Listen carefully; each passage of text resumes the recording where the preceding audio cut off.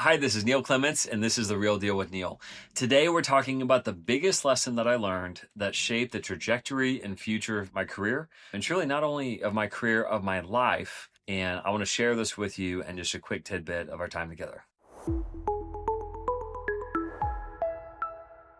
So, I was at an event today, I was speaking at it, and there was a panel that we were a part of. And one of the questions was, what is the biggest lesson that you've learned that shaped your success? That's probably the hardest question that they presented just because it's so loaded. There's so many different lessons that I've learned over the years of investing in real estate and doing all the transactions that we've done that it's hard to pick one. Yet, when I narrowed it down to what I thought was the biggest lesson that I learned that shaped my success was to do things that others are unwilling to do.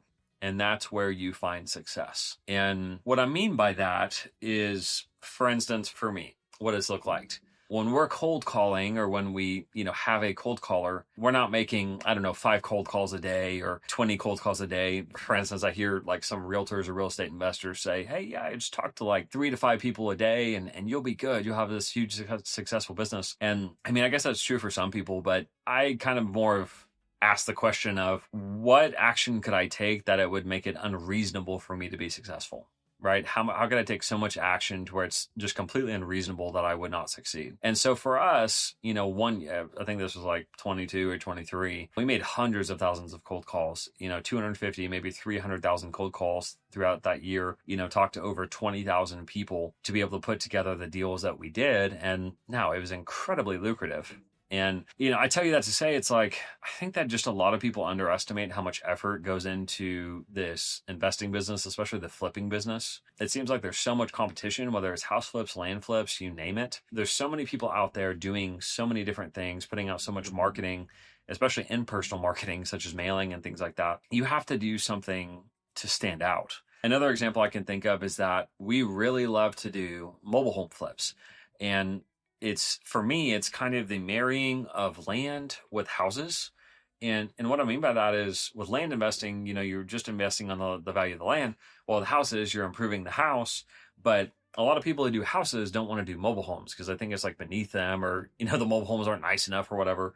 But I've got a whole video on like how to flip mobile homes on land and how to average 50,000 plus on every flip that you do with a mobile home. So check that out. We'll link it up here. But with that, it's also the marrying of land because the main driver of a mobile home, the value is still the land.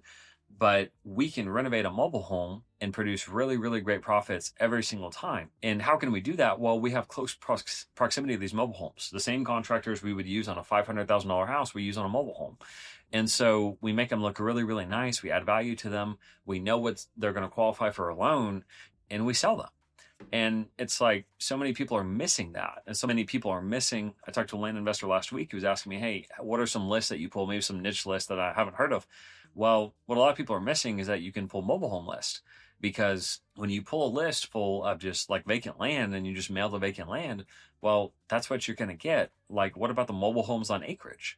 Like a lot of mobile home owners don't even want their mobile home. They think it has no value. They think you just throw it away. But the reality is that sometimes mobile homes are worth $50, $100, or maybe even renovated $150,000 by themselves.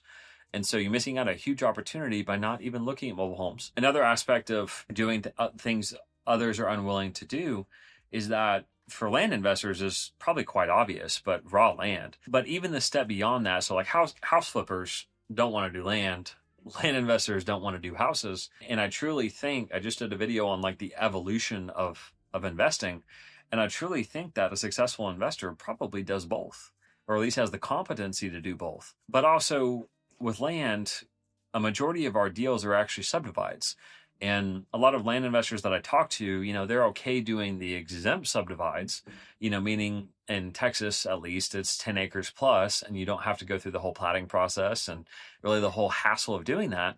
But in reality, a lot of the multi-six-figure profit deals that I've put together over the past few years have been plats. And they're not really that complicated. Like you just have to follow what the municipality wants to see from you. You hire a third party to really do everything for you. You just got to make sure there's utilities, and then you've got to deal with the bureaucracy of the local government to get that approved in the months of time that it takes to do it. And is it hard? I mean, it's a knowledge game. right? It's just a waiting game. I wouldn't necessarily call it hard, but that's the thing, is that the key to the success that I believe that we have and our team currently has, like I said, is that we're willing to do things that others are unwilling to do. Where we found that we especially shine is in knowledge games. We like to play games where there's a knowledge barrier, or there's some kind of barrier or a moat that protects us. And there's not a lot of people going after properties that they have to plat. There's not a lot of people going after mobile homes.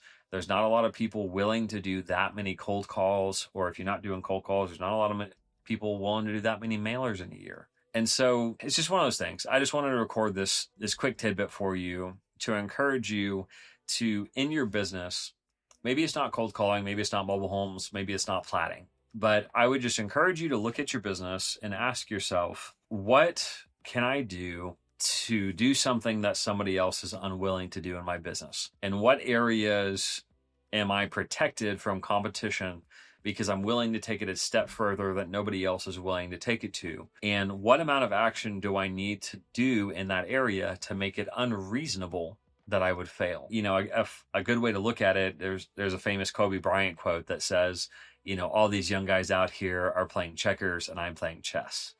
And that's the way that I kind of look at our business. And I'll encourage you to look at yours too, is that anybody can, I guess, send out mailers and flip properties, but eventually you notice that your marketing gets eroded and gets much harder to do that. Anybody can make cold calls, do the exact same thing, talk to a certain number of people.